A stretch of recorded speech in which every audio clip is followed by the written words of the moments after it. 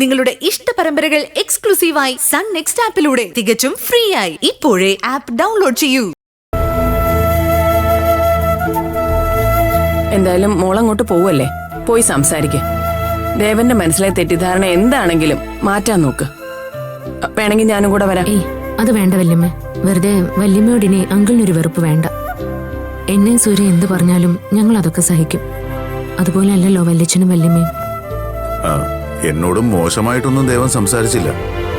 പിന്നെ സൂര്യയുടെയും ഭാവനയുടെയും കുഞ്ഞ് നഷ്ടപ്പെട്ടതിൽ ദേവന് നല്ല വിഷമമുണ്ട്.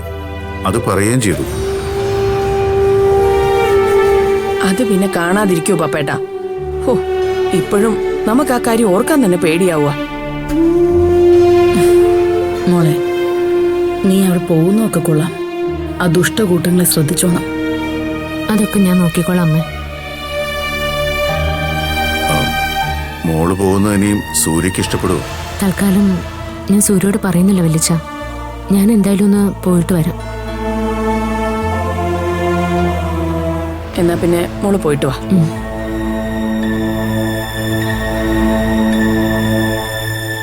ശരി അമ്മ, പോയിട്ട് വാ, സൂക്ഷിച്ചു. വല്യച്ഛ.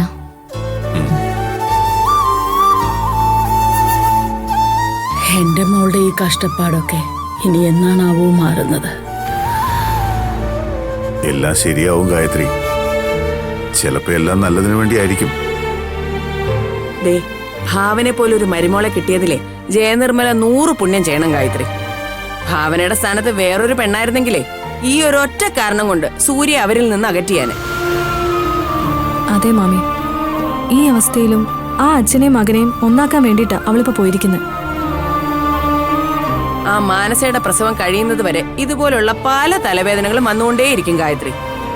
ആദ്യം ആ ഒരു കാര്യത്തിലാ തീരുമാനം ഉണ്ടാക്കേണ്ടത്. എന്നാലേ പല കുരുക്കുകളും അഴിയും.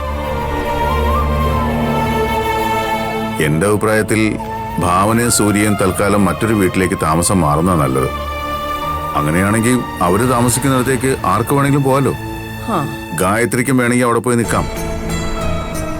പക്ഷേ ഭാവന അതിന് തയ്യാറാവത്തില്ല മാമ. സൂര്യ ഒരിക്കലും അങ്കിളിന്റെ ആന്റിയുടെ അടുത്തുനിന്ന് ഭാവന വേർപെടുത്തില്ല. വേർപെടുത്താൻ വേണ്ടി പറഞ്ഞല്ല മായേ. അങ്ങനെയാണെങ്കിൽ ജയിക്കും ദേവനൊക്കെ അവരുടെ അടുത്തേക്ക് വരാലോ.